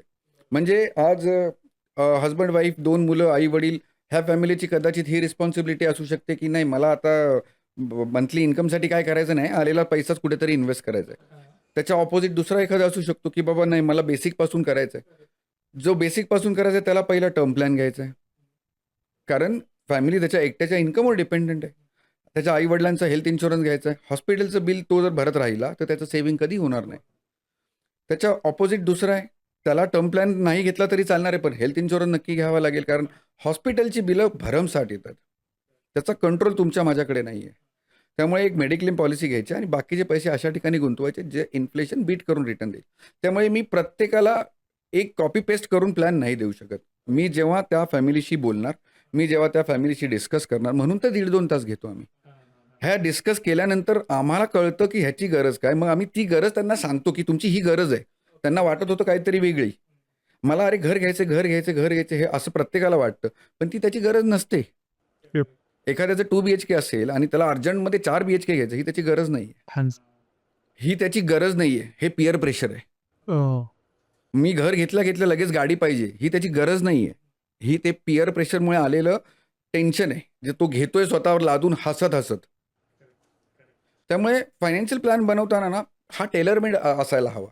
मी तुमचा सेम हजबंड वाईफ एक मुलगी मी सेम कॉपी पेस्ट दुसऱ्या फॅमिलीला नाही करू शकत. कारण तुमची गरज वेगळी आहे, तुमचे विचार वेगळे आहेत. तुम्हाला रिटायरमेंट नकोच आहे. तुम्ही सेल्फ एम्प्लॉईड आहात, तुम्ही क्रिएटर आहात, तुमच्याकडे क्रिएटिव्ह फील्डमध्ये खूप चांगला एक्सपिरियन्स आहे, तुम्ही म्हातारपणापर्यंत काम करू शकाल. तुमची गरज वेगळी आहे. तो प्रत्येकाशी बोलल्यानंतर प्रत्येकाने स्वतःची गरज मांडल्यानंतर तो फायनान्शियल प्लॅन प्रिपेअर व्हायला हवा. प्रत्येक फॅमिलीला आमची एकच रिक्वेस्ट असते, वेळ द्या. ओके. आम्ही तुमच्याकडून फीज घेत नाही. ओ आम्ही तुमच्याकडून फीज चार्ज करत नाही. आम्हाला जनरली बरेच लोक पहिला प्रश्न विचारतात, सर तुमची फीज काय, सर तुम्ही किती फीज घेता. आम्ही तुमच्याकडून फीज घेत नाही. आम्ही ज्या कंपनीचे प्रोडक्ट देतो ती कंपनी आम्हाला काहीतरी इन्व्हेस्टमेंटच्या बदल्यात मोबदला देत असते. ओके. प्रत्येक इन्व्हेस्टरकडे इन्व्हेस्ट करताना, म्युच्युअल फंडचं सांगतो स्पेसिफिकली, इन्व्हेस्ट करताना 2 पर्याय आहेत. हा. लक्ष देणं आहे का. त्या 2 पर्यायापैकी एक आहे डायरेक्ट आणि एक आहे रेग्युलर. ओके. डायरेक्ट म्हणजे तुम्ही आणि कंपनी मध्ये थर्ड पर्सन कोण नाही. म्हणजे थर्ड पर्सनचे जे एक्सपेन्सेस होते ते वाचतात आणि त्याचा डायरेक्ट बेनिफिट तुम्हाला होतो इन्व्हेस्टरला. हो. तर प्रत्येक इन्व्हेस्टरचा सगळ्यात जास्त बेनिफिट डायरेक्ट प्लॅनमध्येच आहे नक्कीच. ओके. दुसरा ऑप्शन होता रेग्युलर, तो माझ्या थ्रू जातो. आता तुम्हाला माझं एक्सपर्टीज हवं आहे, माझी सर्व्हिस हवी आहे, तर तुम्हाला तो खर्च बेअर करायचा आहे. ओके. म्हणून आम्ही तुमच्याकडून डायरेक्ट फीज घेत नाही. आम्ही कंपनीकडून कंपनी आम्हाला कॉम्पेन्सेट करते. ओके. ओके. तुम्हाला फायदेशीर कधी आहे, जोपर्यंत तुम्ही स्वतःचे पैसे स्वतः मॅनेज करताय. आता जस्ट एक एक्झाम्पल सांगतो. तुम्ही स्वतःहून गुंतवणूक केली नको मला ॲडवायझर वगैरे, त्याची व्हॅल्यू झाली 50-60 लाख रुपये. वॉरसारखी सिच्युएशन आली, 50-60 लाखाची व्हॅल्यू तुम्हाला दिसायला लागली 40 लाख. आता एक छोटा डिसिजन घेताना पण तुम्हाला भीती वाटेल, कारण तुम्ही सुरुवात केलेली 10-20-30 हजाराच्या SIPने त्यावेळेस तुम्हाला भीती नव्हती वाटत. आज तुमचे 40 लाख, 50 लाख, 60 लाख झालेत. आज एक छोटा डिसिजन म्हणजे डायरेक्ट 10-15 लाख कमी जास्त होणार आहे. इथे तुम्हाला माणूस हवा आहे. इथे AI कामाचं नाही आहे. इथे ऑनलाईन प्लॅटफॉर्म कामाचे नाही आहेत. इथे असा कोणतरी माणूस हवा आहे जो जबाबदारीने तुम्हाला सांगेल की इथे हा फायदा आहे, इथे हे नुकसान आहे, आता आपण डिसिजन घेऊया. त्या डिसिजनला जबाबदार मी आहे, पैशाला जबाबदार मी आहे. ओके. तुम्ही छोटं मोठं डोकं दुखलं तर काय कराल, क्रोसिन घेणार. त्या गोळीने डोकं नाही राहिलं, आता तुम्ही काय करणार, तुमच्या फॅमिली डॉक्टरकडे जाणार. तो 200-300 रुपये घेईल. त्याने एक कोर्स दिला, त्याच्या पण कोर्सने तुमचं डोकं नाही राहिलं. आता तुम्ही काय करणार, न्यूरोसर्जनकडे जाणार, त्याला 5,000 रुपये फी देणार. ही स्टेज आहे आज ज्याचा पोर्टफोलिओ बऱ्यापैकी चांगला झाला आहे, 35-40 मध्ये आलेत. ही स्टेज त्यांची आहे. आता तुम्हाला एक्सपर्टचीच गरज आहे, कारण तुम्ही तुमच्या कामात एक्सपर्ट आहात. तुम्ही तिथे जास्त एफर्ट्स टाकले तर जास्त अर्निंग करू शकाल, कंपाऊंड करू शकाल. कमवलेला पैसा मॅनेज करत बसलात, तुम्ही स्वतःच्या स्किल्सकडे लक्ष देणार नाही. आता तुम्हाला एक्सपर्टची गरज आहे, अशा माणसाची गरज आहे, तुमच्या बरोबर राहील. तुमच्या प्रत्येक डिसिजन घेताना तुम्हाला भीती नाही वाटणार. म्हणून फायनान्शियल ॲडवायझर जरुरी आहे. सो आत्तापर्यंत ज्यांनी पॉडकास्ट पाहिला आहे, सो त्यांना एक्झॅक्टली कळालं की फायनान्शियल ॲडवायझरची गरज का आहे आणि तो का गरजेचा आहे. सो जास्त वेळ न घालवता नक्कीच तुम्ही मला वाटतं सरांशी कॉन्टॅक्ट करायला हवा. समोर स्क्रीनवर नंबर दिसतोय, फोन करा आणि लगेच तुम्ही सरांबरोबर काम करायला सुरुवात करा. येस. सर, आता आपल्याला कळालं की घर किंवा गाडी यासाठी इन्व्हेस्टमेंट आपण कशी करू शकतो. पण अर्थात लोकांना आता सुट्ट्या पण येणार आहेत. सो फिरायला जायचं असतं, वेकेशन प्लॅन करायचे असतात. सो असे वेकेशन प्लॅनसाठी काही इन्व्हेस्टमेंट प्लॅन आहेत का? खरंच खूप छान प्रश्न विचारला तुम्ही. कारण ना बऱ्याच मध्यमवर्गीय आता अप्पर मिडल क्लास झालेले आहेत आणि प्रत्येकाला हे कुठेतरी मनात वाटतं की अरे मी बरेच वर्ष झालं कुठे गेलो नाही आहे, मला एक चांगलं डेस्टिनेशन जायचं आहे, माझ्या ओळखीत हा जाऊन आला, तो जाऊन आला. तर ते ऑटोमॅटिक पिअर प्रेशर पण असतं, आतमधली सुप्त इच्छा पण असते. पण ना खरंच जर तुम्हाला गरज माहिती आहे आणि तुम्ही जर प्लॅन करू शकलात ना, हे खूप सोपं आहे. तुम्ही डोमेस्टिक प्लॅन करा किंवा इंटरनॅशनल प्लॅन करा, खरंच खूप सोपं आहे. प्रोडक्ट भरपूर आहेत. म्युच्युअल फंड सारखा दुसरा चांगला प्रोडक्ट नाही आहे. फ्लेक्झिबिलिटी, कंट्रोल, रिटर्न्स, टॅक्स सगळ्या गोष्टी तुमच्या फेवरमध्ये येतात जेव्हा तुम्ही प्लॅन करता म्युच्युअल फंडच्या SIPच्या माध्यमातून. कारण मला जर डेस्टिनेशन माहिती आहे की मला 2 वर्षांनी किंवा 3 वर्षांनी ह्या एका डेस्टिनेशनला जायचं आहे, त्याची आज व्हॅल्यू 5 लाख रुपये आहे, त्या 3 वर्षात कदाचित 5.5 लाख होईल किंवा 6 लाख होईल, मी नक्की प्लॅन करू शकतो. तुम्हाला तुमची गरज, मी दरवेळी पहिला ह्याच्यावरच येतो की तुम्हाला ना तुमची गरज माहिती पाहिजे. तुम्हाला तुमचा प्लॅन बनवता आला पाहिजे. तुम्हाला तुमचा प्लॅन माहिती पाहिजे की मला ह्या वेळेस ह्या डेस्टिनेशनला जायचंय. मी 2 वर्षांनी 3 वर्षांनी ह्या डेस्टिनेशनसाठी प्लॅन करेन. तर आपण नक्की प्लॅन करू शकतो त्याला. आणि हे कधी करायला हवं? जेव्हा तुमच्या बेसिक नीडचं फायनान्शियल प्लॅनिंग पूर्ण झालेलं असतं. त्याच्यानंतर ह्या गोष्टी नक्की करता येतात. ओके. आज माझ्या माहितीनुसार जवळपास 80 ते 90% लोकं इन्व्हेस्टमेंट प्लॅन करून सुद्धा इंटरनॅशनल टूर, डोमेस्टिक टूर करू शकतायत. लोकं त्याला लोन घेऊन करतायत. इंटरेस्ट भरायचं बघतायत. मी सांगतो इंटरेस्ट कमवून प्लॅन करा त्या गोष्टी. ओके. तुमच्या पैशाला कामाला लावा. त्या पैशाला पैसा कमवू दे, व्याज कमवू दे आणि मग तुम्ही त्या ट्रॅव्हल डेस्टिनेशन्स प्लॅन करा. तुम्ही मनापासून एन्जॉय कराल. ते लोन आणि EMIचं बर्डन नाही राहणार तुमच्यावर. पण अर्थात जसं तुम्ही आता सांगितलं टूर आपण प्लॅन करू शकतो. त्यासाठी वेगळी इन्व्हेस्टमेंट करू शकतो. पण अर्थात मी माझं पर्सनल सांगतो, की समजा आम्ही आता क्रिएटिव्ह इंडस्ट्रीमध्ये आहे. आमचं इन्कम सर्टन नसतं. या महिन्यात सर्टन अमाउंट आली, काही एखाद्या महिन्यात अमाउंट आलीच नाही, असंही होतं. मग अशा लोकांनी इन्व्हेस्टमेंट करताना काय काळजी घेतली पाहिजे किंवा कुठे इन्व्हेस्टमेंट केली पाहिजे? ॲटिट्यूड बदलला पाहिजे. ओके. काही प्रश्न विचारतो.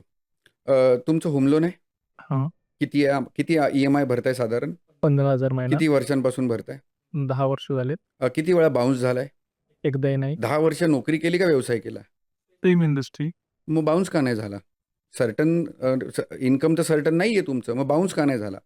कारण तुम्ही त्याला प्रायोरिटी डिसाईड केलं आहे. घर ही माझी प्रायोरिटी आहे. घराचा EMI माझी प्रायोरिटी आहे. इन्व्हेस्टमेंट ऑप्शनल आहे. केलं तर केलं, नाही केलं तरी चालणार आहे. हां, हां. माझा ॲटिट्यूड इथे चुकतोय. मी इन्व्हेस्टमेंटला सेकंडरी बघतोय.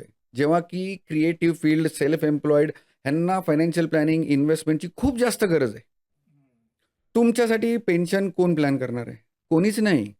कोण तुम्हाला येऊन जबरदस्ती गळ्यावर चाकू ठेवून सांगणार नाही इन्व्हेस्टमेंट कर, फायनान्शियल प्लॅनिंग कर, रिटायरमेंट कर, पेन्शन प्लॅन कर. कोणीही सांगणार नाही.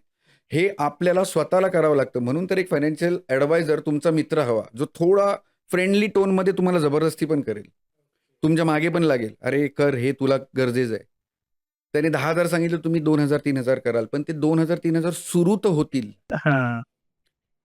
फायनान्शियल प्लॅनिंगमध्ये रिटायरमेंट हा सगळ्यात मोठा कॉन्सेप्ट आहे आणि ते तुम्हाला स्वतःला जबरदस्ती करावं लागतं. 15,000 EMI मला भरायचाच आहे ह्या तारखेला. तोच EMI बँकेने सांगितलं असतं की 23,000 आहे. तुम्ही बँकेला नाही म्हणाला असतात का? नाही बदलत असतो. बँकेने चॉईसच नसता दिला ना तुम्हाला. तेच करायचं आहे आपल्याला. मी सांगतो त्याच्या 10% म्हणजे त्या 15,000च्या 10% ₹1,500 फक्त तुम्ही SIP सुरू करा. जोपर्यंत घराचं लोन चालू आहे, जोपर्यंत ते संपत नाही पूर्ण, तोपर्यंत ती SIP भरा. ते ₹1,500 तुमची मुद्दल आणि व्याज दोन्ही परत मिळून देतं तुम्हाला. तुमचं घर फ्री ऑफ कॉस्ट. हो. किती लोकांना हे माहिती आहे? मला ती माहितीच नव्हती. ऐकलं असेल बऱ्याच लोकांनी. किती लोकांनी इम्प्लिमेंट केलंय. आणि इम्प्लिमेंट का नाही होत? कारण मी ते स्वतःला कॉन्सेप्ट क्लिअर नाही आहे मला. मला कॉन्फिडन्सच नाही आहे ह्या गोष्टीवर की माझ्या लोनचे पैसे, व्याजाचे पैसे सगळे परत मिळणार आहेत. ओके. मी मगाशी म्हणालो 15,000चे 23,000 ती 8,000ची SIP EMI म्हणून भरा ना तुम्ही. EMI म्हणूनच भरा. तुमचं रिटायरमेंट प्लॅनिंग पण होईल आणि घराचे आणि व्याजाचे पैसे सुद्धा परत मिळतील. एवढी ताकद आहे त्या कंपाऊंडिंगमध्ये. चक्रवाढ व्याज म्हणून त्याला 8वं आश्चर्य उगाच नाही म्हणलं जात. पण मग अर्थात तुम्ही हे सांगितलंत की काहीतरी इन्व्हेस्टमेंट करायला पाहिजे. पण अर्थात जसं मी आता क्रिएटिव्ह फील्डमध्ये मी समजा उदाहरणार्थ 20,000ची एक सर्टन अमाउंट सांगितली की मग आज ह्या महिन्यापासून ₹20,000 मी इन्व्हेस्ट करतोय. पण असं झालं की पुढच्या महिन्यात इन्कम कमी आला आणि मला ते भरता नाही येते. मग त्या केसमध्ये काय होईल? म्युच्युअल फंडमध्ये इन्व्हेस्ट करायचा सगळ्यात मोठा ॲडव्हान्टेज आहे फ्लेक्झिबिलिटी. ओके. कारण त्याचा सगळा कंट्रोल तुमच्या हातात राहतो. म्युच्युअल फंडमध्ये इन्व्हेस्ट करायचा सगळ्यात मोठा डिसएडव्हान्टेज अगेन फ्लेक्झिबिलिटी. ओके. कारण प्रत्येक छोट्या गोष्टीला इथूनच पैसे निघतात आणि तो कंपाऊंडिंग कधीच दिसत नाही लोकांना. फ्लेक्झिबिलिटी हा ॲडव्हान्टेज कसा आहे ते सांगतो. तुम्ही म्हणालात तुमचं इन्कम फिक्स नाही आहे, इरेग्युलर आहे. कधी आले तर खूप मोठे पैसे येतात, कधी आले तर छोट्या छोट्या अमाऊंट पण येत नाहीत. अशा केसमध्ये सुद्धा तुम्ही EMI भरताय कसे, तर तुम्ही ते पैसे साईडला काढून ठेवताय. आम्ही सांगतो तुमच्याकडे जी काही शिल्लक अमाऊंट आहे EMI साईडला काढल्यावर, महिन्याचा घरातला खर्च साईडला काढल्यानंतर ती अमाऊंट आम्ही लिक्विड फंडला ठेवतो आणि तिथून STP करतो. आता हा नवीन शब्द आहे, सिस्टमॅटिक ट्रान्सफर प्लॅन. ओके. हा STP म्हणजे काय? मी जेव्हा तुमचे पैसे डेट फंडला ठेवतो तिथे तुम्हाला बँक FDच्या आसपासचं व्याज मिळतं ओके. आणि प्लस तिथून सिस्टमॅटिकली ते पैसे इक्विटी मार्केटमध्ये जातात. म्युच्युअल फंडच्या ॲग्रेसिव्ह फंडमध्ये आपण ट्रान्सफर करू शकतो. म्हणजे दोन्ही बेनिफिट आपल्याला घेता येतात. पर्याय खूप आहेत. सागर खरंच अथांग आहे. तुमची 20,000ची SIP आहे. मी 20,000ची SIP एकाच प्रोडक्टमध्ये नाही करणार ना. मी 5,000चे 4 फंड घेतले किंवा 4,000चे 5 फंड घेतले. तुम्ही पुढच्या महिन्यात म्हणालात की बाबा 20 पैकी मला 10,000 करायचे. मी उरलेले 10,000 पॉज करू शकतो. हा आमच्याकडे ऑप्शन अवेलेबल आहे. मी तुमची SIP मॅक्सिमम 3 महिने पॉज करू शकतो. म्हणजे माझ्याकडून तुमच्या अकाउंटला रिक्वेस्टच जात नाही. म्हणजे ते पैसे बाउन्स होणार नाहीत. कंट्रोल तुमच्या हातात आहे. तुम्हाला कम्फर्ट मिळतोय किंवा 3 महिने पैसे नाही आले. पण तुम्ही 3 महिन्यासाठी पॉज केलीत आणि 1-1.5 महिन्याने तुम्हाला अचानक चांगलं काम आलं आणि चांगले पैसे आले. तुम्ही अनपॉज पण करू शकताय. ह्याचा पण कंट्रोल तुमच्या हातात आहे. ओके. तुम्हाला वाटलं नाही बस झालं. मला आता बंदच करायचंय. तुम्ही बंद करा. मला पैसे काढायचेत. 3ऱ्या वर्किंग डेला पैसे अकाउंटला. ओके. ह्याच्यापेक्षा चांगला कंट्रोल काय असू शकतो? कुठला प्रोडक्ट तुम्हाला एवढा चांगला कंट्रोल देतो? हां, मार्केटची रिस्क जरूर आहे. 3 वर्ष, सुरुवातीचे 3 ते 5 वर्ष तुम्हाला तुमची मुद्दल सुद्धा कमी जास्त दिसू शकते. ओके. त्याच्यामुळे फायनान्शियल प्लॅन बनवा, तुमची गरज ओळखा आणि त्यानुसार प्रोडक्ट निवडा. ह्याच्यासाठी आम्ही आहोत. ओके. पण एक अर्थात म्हणजे मला पडलेला प्रश्न आहे. समजा मी ₹5,000 मंथली इन्व्हेस्ट म्हणून करतोय आणि मला समजा एक 10,00,000चं माझं लोन मला फेडायचंय उदाहरणार्थ. तर मला किती वर्ष ते इन्व्हेस्ट करायला लागतील ₹5,000 पर मंथ आणि मला नंतर ना XYZ सर्टन इयर नंतर किती रिटर्न्स मिळतील? तुमचं लोन आउटस्टँडिंग आज ₹10,00,000 आहे. तुम्ही ₹15,000 EMI भरताय. आता असं कन्सिडर करा की तुम्ही ₹20,000 EMI भरताय. हे ₹5,000 SIPमध्ये जाऊ देत. ह्या SIPने जर 12% रिटर्न जरी जनरेट केले मिनिमम, तरी पुढच्या 9 वर्षात ते ₹10,00,000 तुमच्याकडे रेडी असणार आहेत. ओके. आता 5,000च्या हिशोबाने तुम्ही 9 वर्षात किती भरणार आहात एक्स्ट्रा? ₹5,60,000.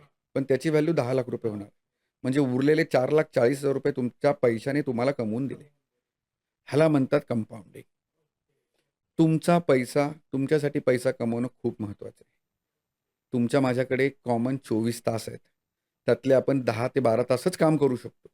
पण जेव्हा तुमचा पैसा मार्केटमध्ये जातो, तो 24 तास, 7 दिवस, 365 दिवस काम करतो आणि तुमच्यासाठी पैसा कमवतो. हीच 5,000ची SIP ना तुमचा बॅकअप प्लॅन आहे. ओके. तुम्ही म्हणता इन्कम इर्रेग्युलर आहे. जर खरंच इन्कम इर्रेग्युलर झालं 2-4 वर्ष SIPमध्ये पैसे टाकून आणि EMI कुठून भरायचं ह्याची वेळ आहे, तर हेच पैसे कामाला येऊ शकतील तुम्हाला. किती वेल बॅलन्स पोर्टफोलिओ तुम्ही बनवणार आहात विचार करा. पण इन्व्हेस्टमेंट करणं, त्याला स्वतःला कंपल्सरी करणं हे खूप महत्त्वाचं आहे.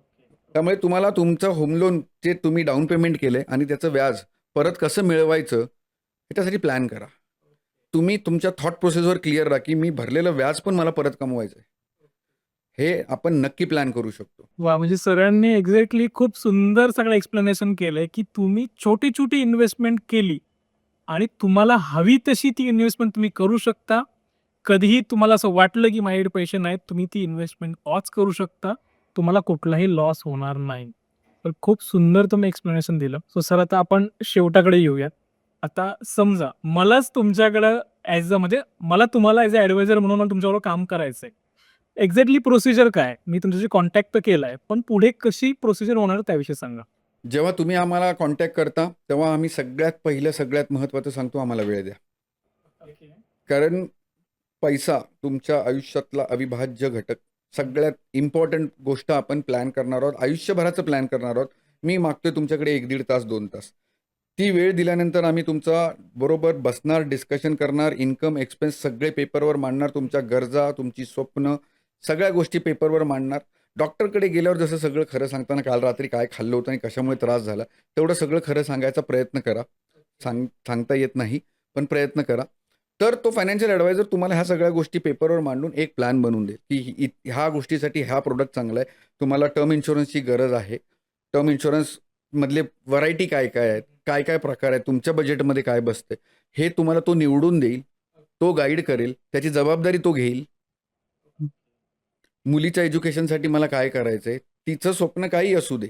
आज तुम्ही पण क्लिअर नाही आहात, ती पण क्लिअर नाही, पण पैसे तर आहेत, पैसे तर लागणार आहेत. एक सायझेबल कॉर्पस जमा करायचं आहे.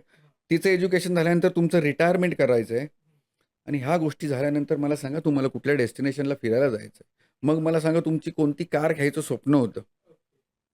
ह्या सगळ्या गोष्टी तुमच्याशी डिस्कस करून मी प्लॅन करणार, पेपरवर मांडणार, प्लॅन बनवणार. मग तुम्ही तुमच्या बजेटप्रमाणे त्याला सुरू करायचं आहे. सगळ्या गोष्टी ॲट अ टाईम सुरू करायलाच पाहिजेत असं काही नाही आहे. आपण प्लॅन करायचे आहेत, सुरू करताना तुम्ही तुमच्या बजेटप्रमाणे सुरू करायचे आहेत. मला आत्ता एवढं जमणार आहे. ओके. हे आपण सुरू केला प्रवास. दर 6 महिन्यांनी 1 वर्षांनी आम्ही स्वतःहून तुमचा पोर्टफोलिओ रिव्ह्यू करतो, भेटून किंवा झूम कॉलवरून. तो पोर्टफोलिओ रिव्ह्यू केल्यावर त्याच्यात काय चेंजेस करायचे, तुमच्या इन्कममध्ये काय चेंज झाले, कुठला EMI ॲड झाला आहे, कुठला EMI बंद झाला आहे, कोणता खर्च वाढला आहे, हे सगळं करून त्या प्लॅनमध्ये आपण नेसेसरी चेंजेस करतो आणि पुढच्या मीटिंगची वाट बघतो. असा आपला प्लॅन तो लाईफ टाईम बरोबर राहतो. म्हणजे आम्ही पण तुमच्या बरोबर राहणार, कारण सायमल्टेनियसली ती माझी जबाबदारी आहे तुमचे पैसे तुमच्या अकाउंटला परत देणं चांगल्या रिटर्न्सने. म्हणजे अर्थात मी तरी सरांबरोबर जॉईन होतोय. माझ्याकडे नंबर सरांचा आहेच आहे. मी कॉन्टॅक्ट तर करते, म्हणजे आत्ताच मला वाटतं मी बसून सरांशी प्लॅन डिस्कस करणार आहे.